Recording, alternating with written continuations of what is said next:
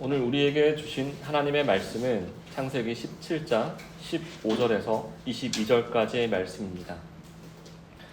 오늘 말씀은 아버지의 역할이라는 주제 아래 하나님의 말씀을 묵상하는 시간을 갖도록 하겠습니다. 이 자리 가운데서도 많은 아버지들이 계시지 않습니까? 여러분은 아버지의 역할을 잘 감당하고 계십니까? 질문하는 저도 이 질문이 굉장히 부담스러운데 이 질문을 듣는 분들은 오죽하겠습니까? 그리고 본인이 아버지 역할을 하지 않으시더라도 우리 모두에게는 지금의 나를 있게 하신 아버지가 계십니다. 여러분의 아버지는 어떤 분이셨습니까? 존경할 만한 좋은 아버지였습니까? 아니면 사랑은 있었지만 어딘가 좀 부족했고 때로는 실망감을 안겨주었던 아버지였습니까? 그리고 여러분 모두에게 여러분이 생각하시는 좋은 아버지의 기준은 무엇입니까? 흥미롭게도 시대마다 사람들이 기대하는 좋은 아버지의 모습은 달라져 왔습니다. 해방 이후에 경제적 어려움을 겪던 시기, 특히 1950년에서 또 1970년대 이 사이에는 가족을 먹여 살리고 돈을 벌어 오는 아버지가 좋은 아버지로 여겨졌습니다.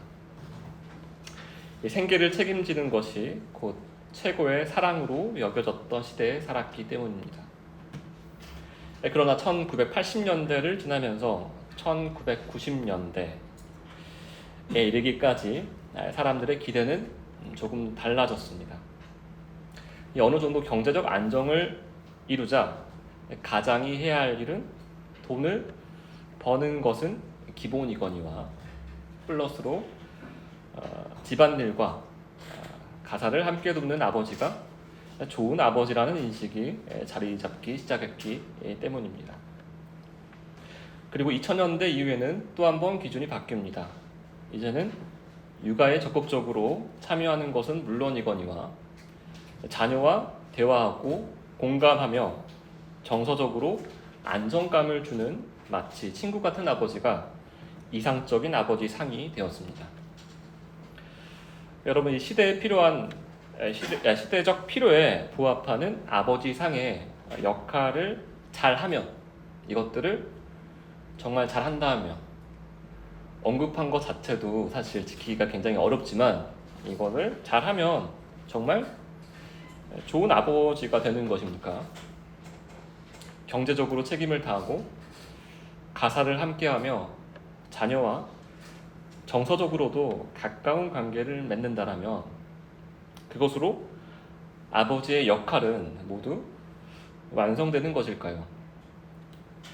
과연 성경이 말하는 좋은 아버지는 어떤 존재일까요? 아버지는 무엇을 할 때 비로소 아버지다운 역할을 잘 감당하고 있다라고 말할 수 있을까요? 제가 오늘 본문을 준비하면서 한 가지 흥미로운 사실을 발견했습니다. 그것은 바로 우리 모두에게 아버지가 있고 사실 굉장히 많은 아버지 샘플들이 삶의 자리 곳곳에 있음에도 불구하고 정작 좋은 아버지는 누구인가? 내가 어떻게 해야 좋은 아버지가 될 수 있는가에 대해서 누구 하나 시원하게 말하기 어려워한다는 점입니다. 심지어 우리는 이렇게 중요한 삶의 값진 정보를, 값진 데이터를 고등기관에서 체계적으로 배운 적이 없다라는 사실입니다. 심지어 공교육에서도 좋은 아버지가 되는 법, 그 기준과 그 내용을 가르쳐주지 않았습니다.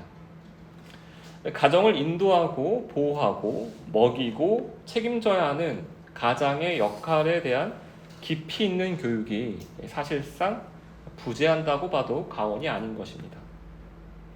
그러다 보니까 대부분의 사람들은 자신의 부모에게서 보고 배운 모습이나 주변 이웃들의 경험 또는 미디어와 인터넷에서 접한 인플루언서나 각 분야의 전문가들의 이야기를 따라 흉내내며 자신만의 아버지상을 만들어가는 것이 전부인 것이 바로 오늘날 실태이자 현실입니다. 여러분, 우리는 지난 시간에 표징에 대해 함께 살펴보았었습니다. 기억나십니까? 표징에 대해서 살펴보았었는데 하나님의 은혜를 받은 사람의 삶은 그 은혜를 드러내는 표징이 되며 그 표징은 자기 자신뿐만 아니라 다른 사람에게도 살아계신 하나님의 은혜를 가리키는 강력한 표지판이 된다는 사실을 함께 묵상했었습니다. 그런데 아마 대부분 이러한 생각과 질문이 드셨을 것입니다. 이 표징이라는 이 개념 자체는 알겠는데 그렇다면 실제로 이 표지판처럼 이 표징처럼 살아간다는 것은 도대체 무엇을 의미한다는 것입니까? 이 표지판처럼 사는 그리스도인은 구체적으로 어떤 삶의 모습을 띠는 것입니까? 하고 말입니다. 오늘 본문은 바로 이 질문에 대한 답을 말해줍니다. 지난주 설교 시간에 본문이 원리를 가르쳐 주었다라면 오늘 본문은 그 원리가 삶 속에서 어떻게 나타나는지를 보여주기 때문입니다. 다시 말해 하나님의 은혜를 받은 사람이 실제 가정과 삶의 현장에서 어떤 모습으로 살아가는지를 우리에게 오늘 본문이 보여주는 것입니다. 그리고 그 대표적인 예로 하나님께서는 한 가정의 아버지를 우리 앞에 세우시는 것입니다. 이 아버지에게는 많은 역할들이 있습니다. 하지만 크게 나눈다면 두 가지 역할로 요약할 수 있습니다. 하나는 남편으로서 아내를 사랑하고 섬기는 역할이고, 다른 하나는 아버지로서 자녀를 양육하고 이끄는 역할입니다. 결국 아버지란 하나님께서 맡기신 아내와 자녀를 책임지고 돌보는 사람인 것입니다. 그런데 여러분, 이 아버지의 역할이 쉽습니까? 만만한 역할입니까? 결코 쉬운 일이 아닙니다. 내 한 사람의 삶조차 사실 제대로 감당하기가 어려운 게 현실인데 어떻게 한 가정을 세우고 아내를 사랑하며 자녀를 바르게 양육하는 책임까지 맡는다는 것은 결코 인간 스스로의 힘만으로는 감당할 수 있는 일이 아닌 것입니다. 그래서 자신의 분수와 한계를 아는 사람이라면 결코 나는 좋은 아버지가 될 수 있다, 나는 좋은 아버지다, 나는 헌을 하는 일은 없을 것입니다. 그런데 좋은 아버지의 역할을 행할 능력이 없다라는 이 사실보다 더 근본적인 문제가 하나 있습니다. 그것은 바로 우리는 아버지의 역할이 어렵다라는 것만이 아니라 좋은 아버지란 과연 어떤 사람인가, 이 사실조차 스스로 알 수 없는 존재다라는 사실입니다. 그래서 하나님께서는 오늘 본문에서 아브라함을 통해 우리에게 그 답을 보여주십니다. 아버지가 감당해야 할 참된 역할이 무엇인지, 그리고 그 역할을 연약하고 부족한 사람으로 하여금 어떻게 감당하게 하시는지를 하나님께서 직접 가르쳐 주십니다. 오늘 우리는 아브라함의 모습을 통해 하나님께서 세우시는 아버지의 모습이 무엇인지 함께 살펴보려 합니다. 먼저 아내를 대하는 남편으로서의 역할을 살펴보도록 하겠습니다. 창세기 17장 15절과 16절 말씀입니다. 함께 읽겠습니다. 창세기 17장 15절과 16절 말씀입니다. 하나님이 또 아브라함에게 이르시되 내 아내 사레는 이름을 사레라 하지 말고 사라라 하라. 내가 그에게 복을 주어 그가 내게 아들을 낳아주게 하며 내가 그에게 복을 주어 그를 여러 민족의 어머니가 되게 하리니 민족의 여러 왕이 그에게서 나리라. 하나님께서 아브라함에게 말씀하십니다. 아브라함의 아내 사레를 어떻게 다스리라 명하십니까? 먼저 15절 말씀을 보시면 아브라함에게 어떤 일을 행하게 하십니까? 사레에서 사라로 이름을 바꾸어 말씀하게 하십니다. 다시 말해 새로운 이름을 지어주는 일을 먼저 행하게 하십니다. 여러분, 아브람에서 아브라함으로의 이름은 누가 바꾸어 주셨습니까? 네, 하나님께서 직접 아브람을 만나심으로 아브라함 이름으로 바꾸어 주셨습니다. 그런데 이 사례도 하나님께서 직접 만나 주심으로 이름을 바꾸어 주시면 될 텐데 하나님께서는 그렇게 하지 않으셨습니다. 대신 누구를 통하여서 사레의 이름을 바꾸게 하셨습니까? 바로 사레의 남편 아브라함을 통하여서 사레의 이름을 바꾸어 부르게 하십니다. 여러분, 하나님께서 이 사레랑 좀 대면대면해서 이 아브라함보다는 조금 덜 친해서 비교적 친밀한 아브라함에게 부탁해서 아브라함아, 사라의 이름을 사라로 바꿀 테니 이 말 좀 사라에게 전해주렴 이라고 하신 것입니까? 사실 말도 안 되는 소리죠. 네. 하나님께서는 정하신 새 이름을 아브라함의 입을 통하여서 선포하게 하심으로써 하나님께서 그에게 아브라함에게 맡기신 언약적 권위와 책임을 드러내시기 위함이었습니다. 이는 단순히 이름을 바꾸는 행위가 아니라 하나님께서 자신의 권위를 아브라함에게 맡기심으로써 그를 복의 통로로 세우셨다는 의미를 담고 있습니다. 여러분, 하나님께서 첫사람 아담을 창조하신 후 그에게 맡기신 대표적인 일이 무엇이었습니까? 바로 동물들의 이름을 부르게 하신 일이었습니다. 하나님께서는 각 생물들을 아담에게 이끌어 오셨고 아담이 무엇이라 부르는지 보셨습니다. 아담은 사자를 사자로, 코끼리를 코끼리로, 북극곰을 북극곰으로, 고래를 고래로 부르며 이름을 지었습니다. 이름을 부여하는 일은 단순히 호칭을 만드는 일이 아닙니다. 이름을 짓는 일은 그 대상을 분별하고 이해하는 지혜와 그 이름을 부여할 수 있는 정당한 권위가 있어야만 가능한 일이기 때문입니다. 이러한 일을 행할 수 있는 지혜와 이러한 일을 행할 수 있는 권위를 스스로 가진 사람이 이 세상 가운데 존재합니까?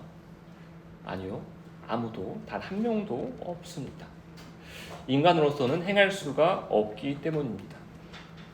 하지만 아담과 에덴 동산에서 동행하셨던 하나님께서 아담에게 이 피조 세계를 다스리는 권위를 맡기셨기 때문에 아담은 동물들의 이름을 지을 수 있었던 일이 가능했던 것입니다. 오늘 본문에서도 같은 원리를 발견할 수가 있습니다. 하나님께서 아담 대신 그 자리에 아브라함과 함께 하셔서 아브라함이 하나님이 행하시는 일에 통로 역할을 하게 하셨습니다. 이 하나님의 다스림이 하나님의 몸된 자 아브라함을 통하여서 드러나게 하시는 것입니다. 그 다스림의 사역이 무엇입니까? 하나님께서는 남편으로 하여금 아내에게 맡기신 하나님의 소명과 부르심을 전하고 그 사명을 깨닫도록 인도하는 역할을 감당하게 하신 것입니다. 아브라함의 아내 이름이 어떻게 변하였습니까? 사레에서 사라로 변했습니다. 이 사레라의 이 단어의 뜻은, 이 이름의 뜻은 나의 공주라는 뜻이고, 이 사라는, 바뀐 이런 새 이름, 이 사라는 모든 사람의 공주라는 뜻입니다. 이 아브람과 사라 두 사람의 이름에는 공통적으로 모두 히브리어 문자 해라는 단어가 추가가 됨으로써, 이게 덧붙여짐으로써 아브라함이 아브라함으로 사레가 사라로 변하였습니다. 이는 두 사람의 이름이 동일한 방식으로 변화되었으며 그 변화의 형식 또한 같다는 것을 보여주고 있습니다. 여러분, 아브람에서 아브라함에 변할 때 뜻이 어떻게 변했는지 기억이 나십니까? 아브람은 존귀한 아버지에서 여러 민족의 아버지가 됩니다. 사라 역시 마찬가지였습니다. 아브라함과 사라 두 사람의 새 이름에는 공통점이 있습니다. 이 하나님께서 그들을 한 가정의 아버지, 어머니가 아니라 열국의 아버지와 어머니로 세우셨다라는 점입니다. 다시 말해 하나님께서는 육적 부모를 넘어서 하나님 나라에서 언약 백성의 역할과 모습을 아브라함과 사라를 통하여서 보여주시는 것입니다. 특별히 언약 백성을 통하여서 하나님께서 어떻게 이 땅에 사는 모든 사람들을 다스리시는지 하나님의 복을 점진적으로 드러내시는 것입니다. 이 사실은 16절에 구체적으로 잘 나타나 있습니다. 그에게 복을 주어서, 또 그에게 복을 주어서, 이렇게 연속해서 두 번 복을 준다는 사실을 강조하고 있기 때문입니다. 그렇다면 먼저 하나님께서 복을 주시겠다라고 하시는 그 직접적인 대상은 누구입니까? 바로 16절을 보시면 아브라함의 아내 사라입니다. 먼저 16절 상반절에 기록된 첫 번째 복에 대해서 알아보도록 하겠습니다. 첫 번째 복은 어떤 복을 말합니까? 하나님께서 사라에게 내게 아들을 낳아주게 하겠다. 자손의 복, 곧 생명의 복을 약속하십니다. 그리고 이어서 16절 하반절에 기록된 두 번째 복을 살펴보도록 하겠습니다. 이 하반절에 기록된 복은 어떤 복을 말하고 있습니까? 하나님께서 사라에게 내가 너를 여러 민족의 어머니로 만들겠다라고 하십니다. 민족의 여러 왕들이 너로부터 날 것이다 하시며 약속하십니다. 이는 단순히 너를 왕족으로 만들겠다, 모든 민족을 아우르는 거대한 제국의 왕비로 삼겠다라고 하신 말씀이 아닙니다. 이 하나님께서는 언약의 복, 언약으로 세울 하나님의 나라를 말씀하시는 것입니다. 하나님의 다스림, 하나님의 통치를 언약 안에 있는 너를 통하여서 세우시겠다라는 것입니다. 사실 하나님께서 생명의 복과 언약의 복, 이 두 가지 복을 따로 말씀하시는 것처럼 보이지만 본질적으로는 하나님께 속한 하나의 복, 태초에 사람을 지으시며 주시겠다라고 명하신 그 복을 말씀하고 계심에 우리는 주목해야 합니다. 여러분, 이 본래 하나님의 형상은 하나님께서 이 땅을 다스리도록 창조하신 존재입니다. 다시 말해 하나님의 형상으로 지음받은 사람은 처음부터 하나님의 통치를 이 땅에 드러내는 왕적 사명을 부여받은 존재들이었습니다. 그러므로 죄로 인해 훼손되었던 하나님의 형상이 하나님의 언약 안에서 회복될 때 우리는 다시금 하나님의 뜻을 따라 피조세계를 돌보고 다스리는 왕적 사명을 감당하게 된다는 것입니다.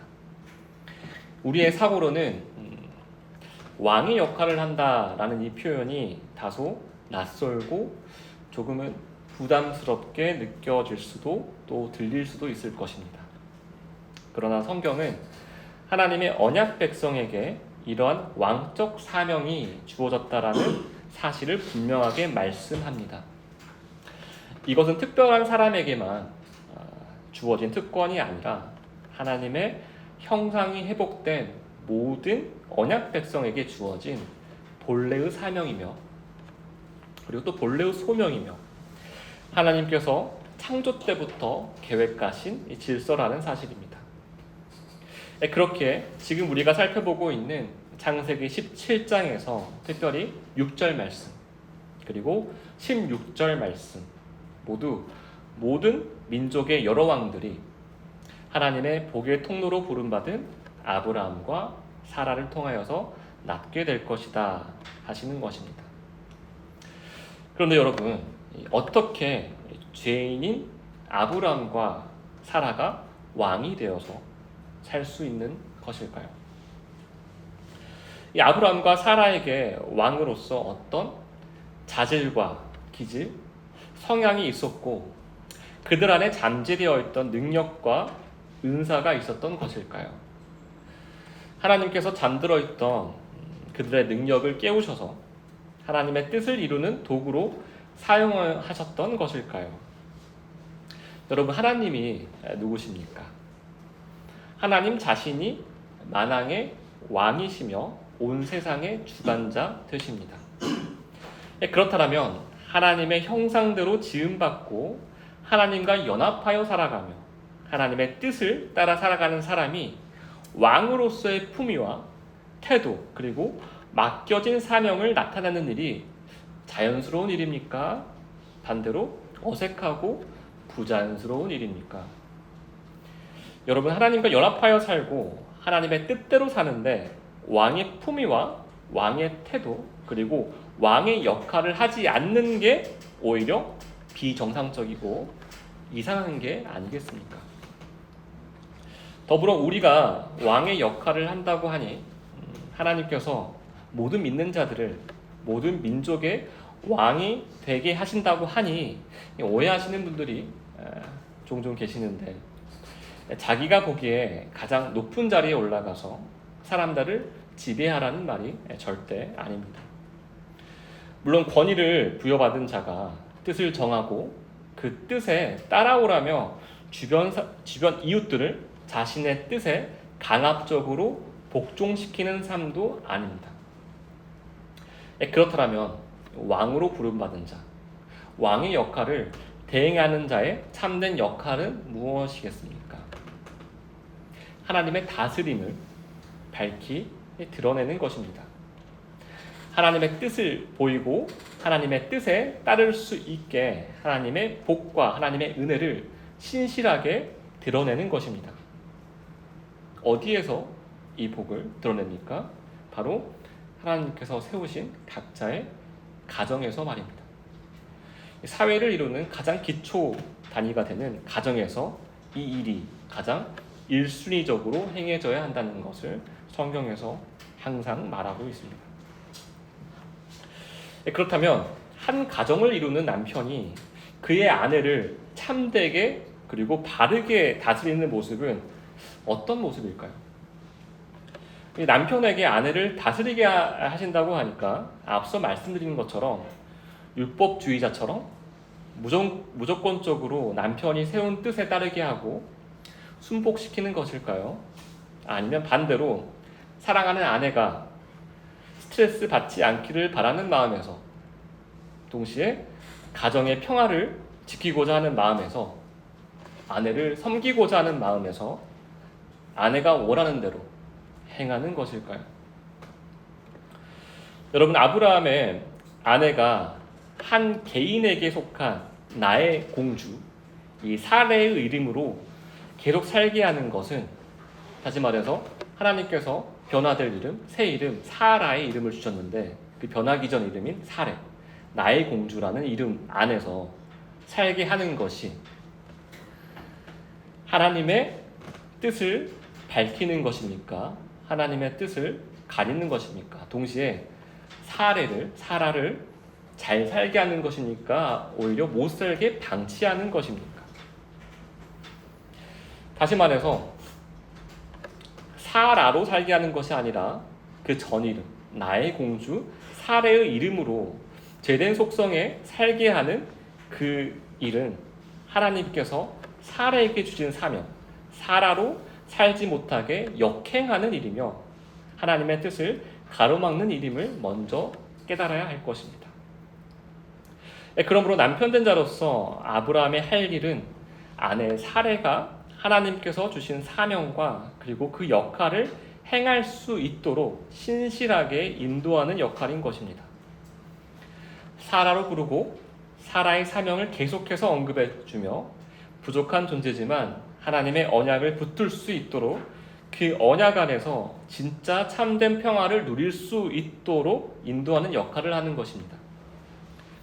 하지만 남편으로 부름받았다는 이 사실만으로 남편에게 맡겨진 역할을 능숙하게 감당할 수 있는 것은 아닙니다.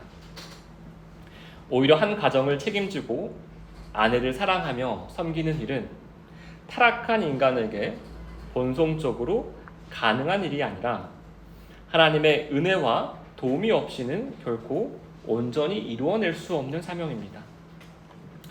이 남편의 역할을 감당하고 계시는 또 성도님들, 남편의 역할을 감당하는 것이 쉽습니까? 어렵습니까? 사실 매우 어려운 일입니다. 정확하게 말씀드리자면 사실상 스스로의 힘으로는 남편의 역할을 이행하는 것은 사실 절대적으로 불가능합니다. 이 스스로의 힘으로 해본다 한들 하루 이틀, 일주일 혹은 1년 이외에도 일정 기간 겉으로만 흉내만 낼 수 있을 뿐 인내를 가지고 새로운 마음을 가지고 평생토록 행하기에는 사실상 불가능한 일입니다. 그렇다면 남편이 하나님께서 맡기신 이 남편의 역할과 남편의 사명을 온전히 감당하기 위해 가장 먼저 마주해야 할 싸움은 무엇일까요? 우리는 하나님의 말씀 앞에선 아브라함의 솔직한 반응이 기록된 창세기 17장 17절 말씀과 18절 말씀을 통해 남편으로서 맡겨진 사명을 감당하기 위해 먼저 치러야 할 영적 전쟁이 무엇인지, 영적 싸움이 무엇인지 함께 살펴보도록 하겠습니다. 17절 말씀과 18절 말씀을 함께 읽겠습니다. 아브라함이 엎드려 웃으며 마음속으로 이르되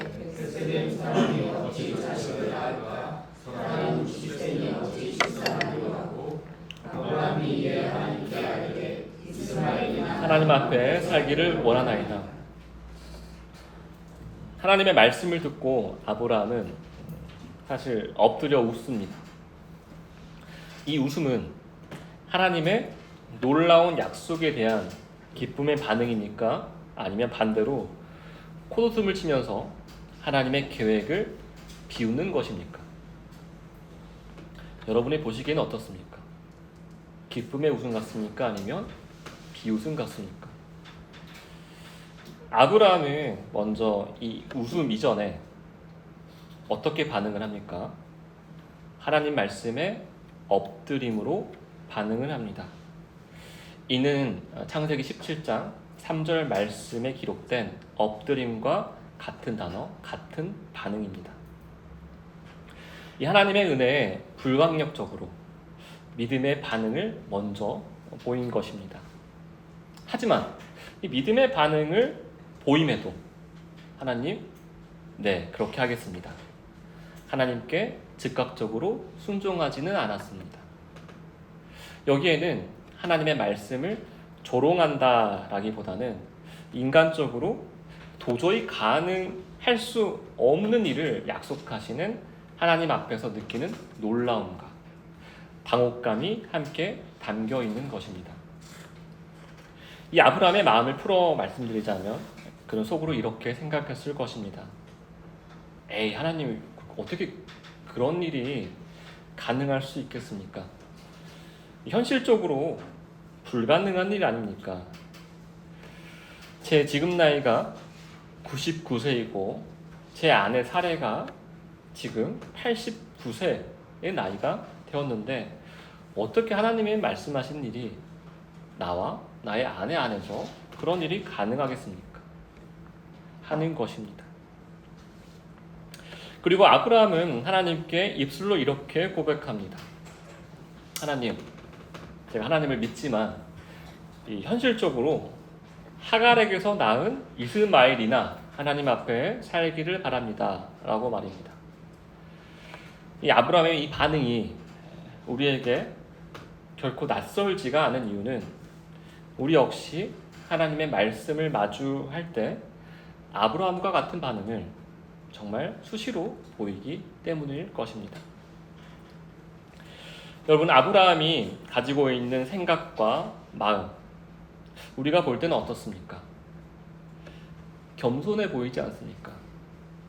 자신의 상태를, 자신의 한계를 제법 잘 알고 있습니다. 그리고 현실적인 믿음이 무엇인지도 잘 알고 있는 듯해 보입니다. 하지만 하나님이 보시기에 이 아브라함의 믿음, 아브라함의 생각, 아브라함의 뜻, 아브라함의 계획은 어떻습니까? 아브라함의 반응이 어떤 태도를 가지고 있든 간에 하나님께서 인도하시는 방향과는 다른 방향성을 가지고 있습니다.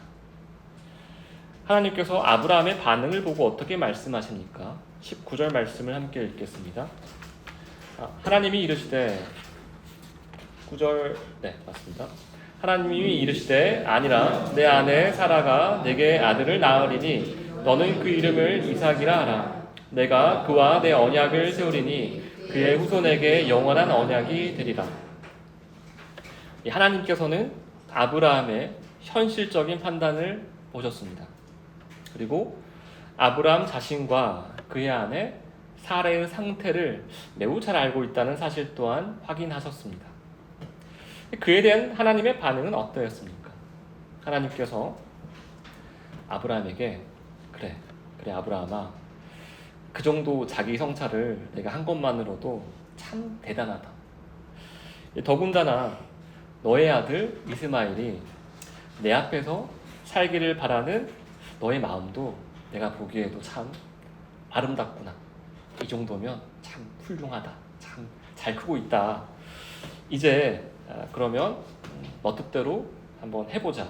내가 너의 계획이 이루어지도록 전심으로 돕겠다 라고 말씀하시니까 결코 그렇지 않으셨습니다. 하나님께서는 오히려 당황하면서 이 갈팡질팡하는 아브라함에게 하나님의 뜻, 하나님 자신의 뜻을 더 선명히, 더 구체적으로 계시하십니다.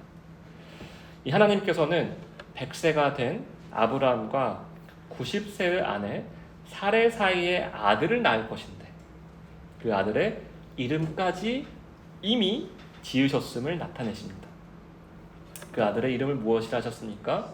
이삭이라고 지으셨습니다. 그리고 하나님께서는 이미 이삭과 언약을 세울 것이라 약속하셨고 이 이삭뿐만 아니라 이삭의 후손이 될 자들과도 언약 안에 영원히 함께 하실 것을 약속하십니다. 이 사실 하나님께서는 이삭을 통해 언약을 세울 것이고 언약이 이어질 것임을 못 박으시는 것입니다. 이것이 나의 뜻이다 아브라함아. 다른 길은 없다. 이제 나의 진짜 뜻, 나의 하나밖에 없는 이 뜻을 너가 분명히 알겠느냐? 더 이상 이 일을 제기할 것이 있느냐 하시는 것입니다. 이 남편 된 자, 아브라함의 역할이 무엇인지 조금씩 아시겠습니까? 자신의 죄성에 기인한 현실적인 생각과 하나님과의 뜻 사이에서 씨름하는 것입니다. 내가 과연 할 수 있을까? 아내가 과연 새 이름을 부여받은 사라로서 살아갈 수 있을까? 나와 아내, 우리는 과연 하나님의 뜻을 잘 감당할 수 있을까? 하나님의 뜻이 정말 믿겨지지 않는 그 하나님의 뜻이 정말 우리의 삶 속에서 이루어질까? 현실적으로는 정말 불가능한 것을 알지만 말씀하시는 분이 하나님이시라면, 그 약속을 하신 분이 하나님이시라면 그건 또 다른 이야기가 될 것이기 때문입니다. 이 싸움이 선행되지가 않는다라면 아브라함은 사례를 사라로 부를 수가 없고 사라의 역할을 믿을 수도 없습니다. 반대로 이 싸움이 끝나면 어찌 사라가 사례로 사는 모습을 그대로 두고 방관하면서 볼 수가 있겠습니까? 사라가 사라로 살아갈 수 있도록 그 사명을 잊지 않을 수 있도록 옆에서 사라가 되도록 인도하는 역할을 해 나갈 것입니다. 매 순간 하나님께 지혜를 구하면서 말입니다. 왜냐하면 아브라함은 분명 이 이름을 아내된 자에게 새 이름을 주고 새로운 사명을 계속적으로 이야기를 할 때 반드시 그 전에 아브라함은 하나님과 뜻과 자신의 어떤 현실적인 이 생각과의 싸움에서 승리함을 먼저 경험했기 때문일 것입니다. 그래서 그 모든 과정 가운데서 매 순간 하나님께 지혜를 구하면서 아내된 자를 하나님의 뜻대로 하나님의 지혜대로 다스렸을 것입니다. 여러분, 이것이 어찌 조용한 싸움이었겠습니까? 얼마나 에너지가 많이 소모되는 싸움이 되었겠습니까? 남편 된 자가 아내를 하나님의 뜻대로 다스리기 전 반드시 선행해야 될 것을 이 시간 기억하셨으면 좋겠습니다. 바로 자기 자신과의 내적 씨름에서 반드시 이겨야 한다는 사실입니다. 이 믿음 안에서 내가 의지하고 있는 현실과 내가 의지하고 있는 이성 그리고 논리가 하나님의 뜻 앞에서 완전히 사라지고 완전히 섬멸되어져야 한다는 것입니다. 그 이후에야 그 섬멸된 이후에야 비로소 사람이 절대 행할 수 없는 일을 사람이 절대 이해할 수 없는 일을 자신과 한몸된 아내이자 가장 가까운 이웃인 아내에게 정말 신실하게 하나님의 뜻을 전하고 하나님의 뜻대로 살 수 있도록 인도하고 가르치는 역할을 비로소 하게 되는 것입니다. 바로 이 긴장감 가득한 이 씨름을 하나님께서 먼저 아브라함과 해 나가셨던 것입니다. 조급하지는 않지만 신실하게 말입니다. 아내에게 남편 된 자로서 마땅히 해야 할 일을 아브라함이 하게 되면 하나님 안에서 태어나는 자식의 이름을 짓는 일 또한 하게 될 것이라 하나님께서 명하셨습니다. 하나님께서는 그의 이름을 이삭이라 정할 것을 명하셨습니다. 그리고 이삭과 하나님의 언약을 세우실 것이라 약속하셨습니다. 그렇다면 아브라함이 이삭의 아버지로서 마땅히 해야 할 아버지의 역할은 무엇이 되겠습니까? 이삭이 태어나기 전부터 정하신 이가 그 이름을 정하신 이가 누구십니까? 하나님이심을. 이삭이라는 이름을 주신 이도 하나님이심을. 이삭의 정체성과 그의 사명을 계획하신 이도 하나님이심을. 그렇게 살아갈 수 있도록 인도하신 이도 하나님이심을. 특별히 이삭의 후손들에게 이어질 복의 통로로 사용하실 것임을 예정하신 이도 하나님이심을 나타내어서 계속적으로 가르치는 일입니다. 이 아버지다운 아버지의 역할은 자신의 개인적인 경험담이라던가 자기 자신의 삶의 모토, 자신의 어줍지 않은 능력과 취미 그리고 특기를 자기 자식에게 가르치는 것이 아니고 공부를 많이 가르치고 친구들을 많이 사귈 수 있도록 삶의 지평을 넓힐 수 있도록 아들의, 딸의 무대를 만들어주고 그의 등 뒤를 밀어주는 게 아닙니다. 그리고 자신이 생각하는 이상적인 삶, 자신이 생각하는 멋진 삶, 건강한 삶을 살 수 있도록 아이들을 세뇌시키는 것은 더더욱 아닙니다. 반대로 아이들이 자유롭게 틀에 박히지 않게 자신이 알아서 자신이 기준을 세워나갈 수 있도록 팔짱 끼고 지켜보는 일 또한 아닙니다. 이 각자의 삶은 각자가 알아서 나는 여기까지 했으니까 그 다음부터는 너가 알아서 하는 것 또한 방치이자 방관일 뿐입니다. 만일 사람이 정말 스스로 알아서 잘 성장할 수 있는 존재라면 하나님께서 왜 굳이 아브라함을 찾아오셔서 이렇게 해라 저렇게 해라 말씀하실 이유가 있으셨겠습니까? 그냥 내버려 두어도 믿음 안에서 잘 자라났을 것인데 말입니다. 더욱이 아브라함은 지금 오늘 본문에 기록된 나이는 결코 어린 나이가 아닙니다. 그의 나이는 벌써 100세를 앞둔 노인이었습니다. 그럼에도 하나님께서는 끊임없이 찾아오셔서 아브라함을 찾아가셔서 말씀하시고 가르치시며 믿음으로 인도하셨다는 사실을 기억하시길 바랍니다. 여러분, 그렇다면 아브라함은 이삭을 어떻게 양육했겠습니까? 아마도 이렇게 가르치지 않았겠습니까? 이삭아, 내 이름은 사람이 지은 이름이 아니란다. 참된 너의 정말 진짜 아버지 되시는 하나님께서 친히 너의 이름을 이삭이라 지으시고 부르셨단다. 그리고 하나님께서는 내가 태어나기 전에 너와 언약을 세우시겠다라고 약속하셨단다.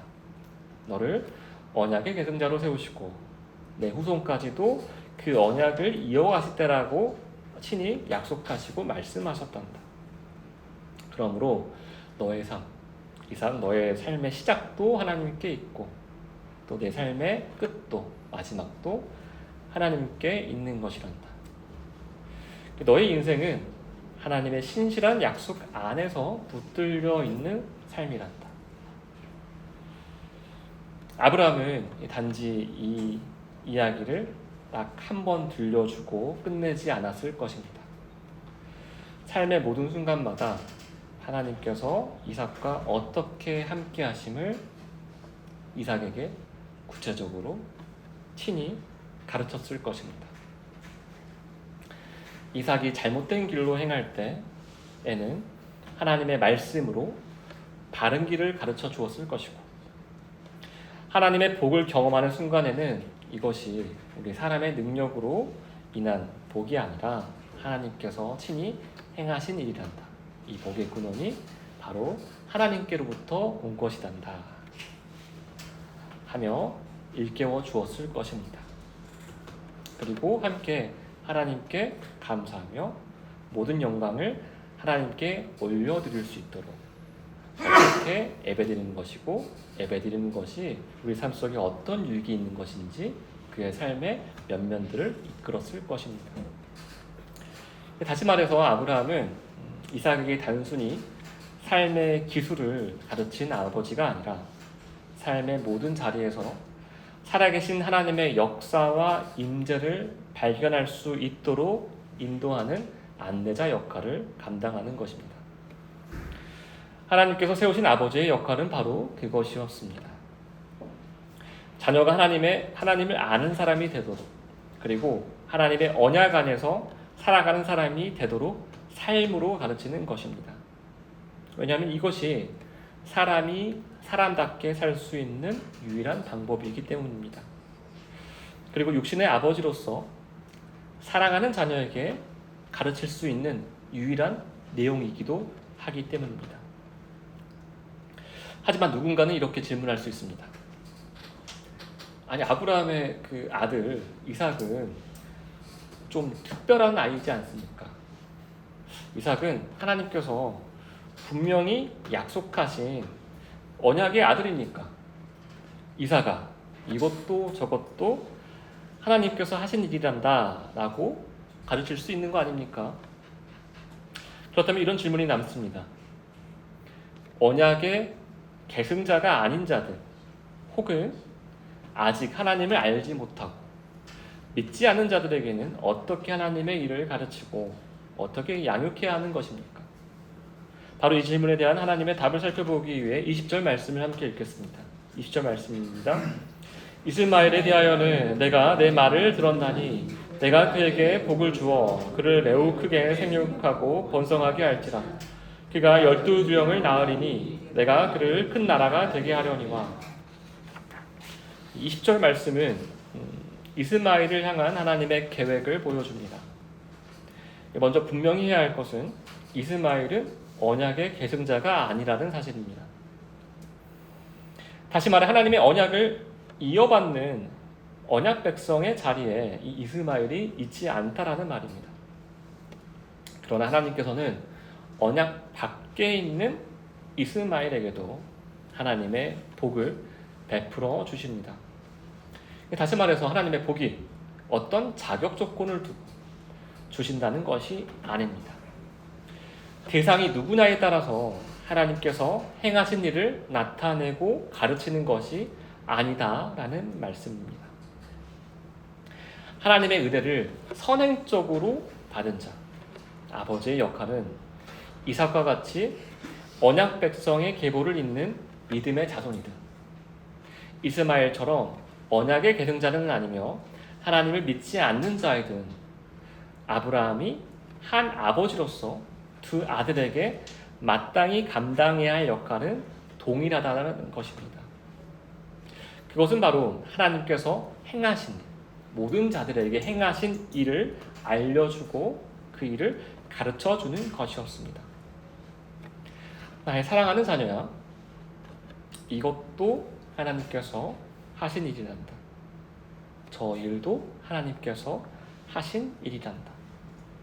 그리고 이 모든 일은 바로 하나님께서 우리를, 특별히 너를, 나를 사랑하시기 때문에 하나님께서 행하신 일이란다.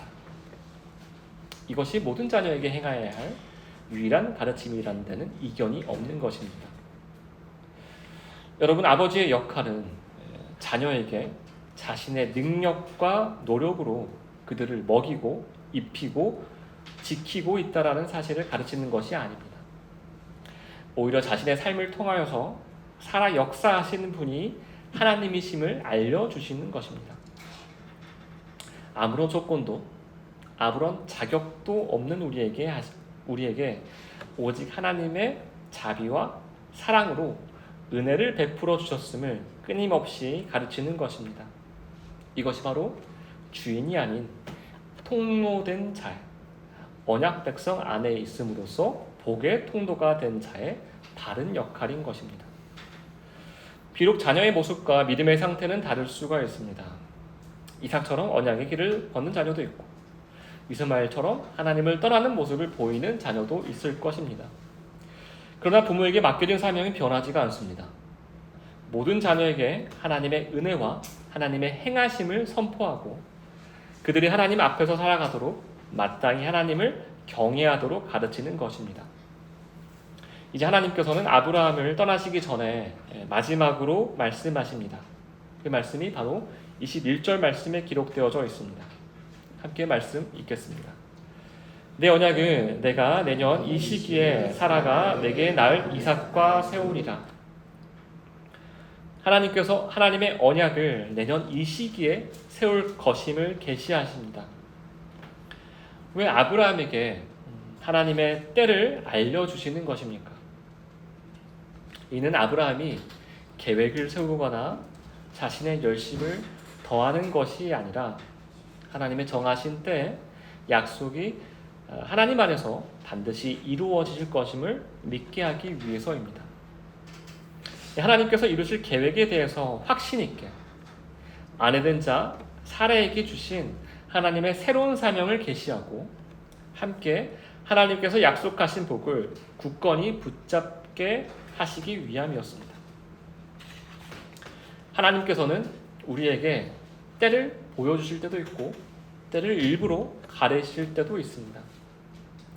하지만 이 모든 것은 믿음을 더하게 하신다는데 그 목적이 있음을 알아야 합니다. 여러분, 아브라함이 남편의 역할 그리고 아버지의 역할을 행하기 위해서는 어떻게 해야 합니까? 열심을 행하고 이상적이며 효율적인 계획을 짜고 자신의 뜻을 가족들에게 세뇌시키는 일이 아니었습니다. 독불장군처럼 내 뜻을 따르라 하는 게 아니라 하나님의 계획과 하나님의 뜻과 그 내용을 가족 구성원들에게 먼저 깨달아서 그 후에 소개하고 가르치는 역할이었던 것입니다.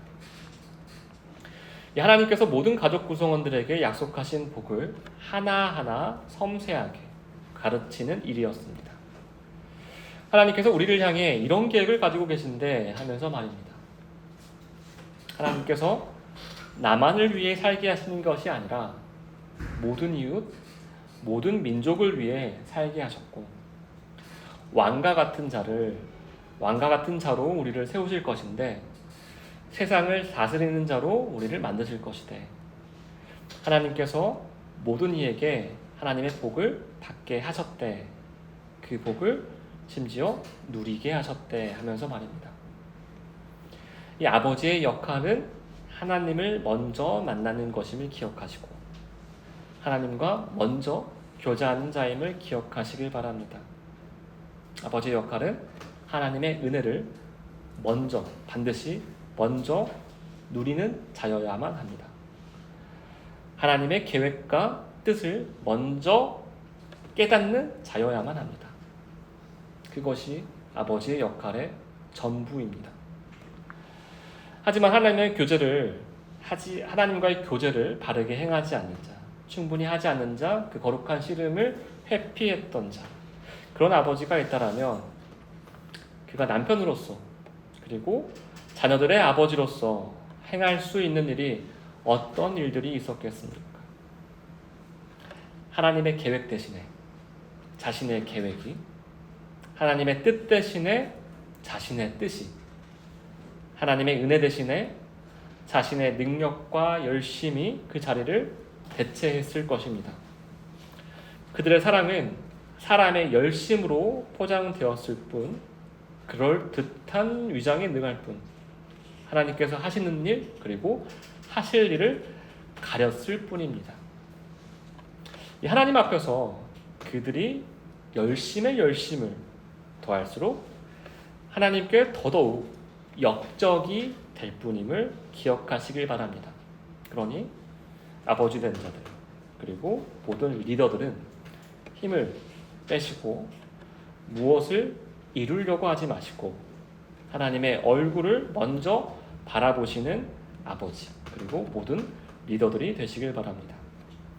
아버지의 참된 권위와 능력은 하나님의 은혜를 먼저 받는 방법일 뿐임을 이 시간 반드시 기억하시길 바랍니다. 기도하겠습니다.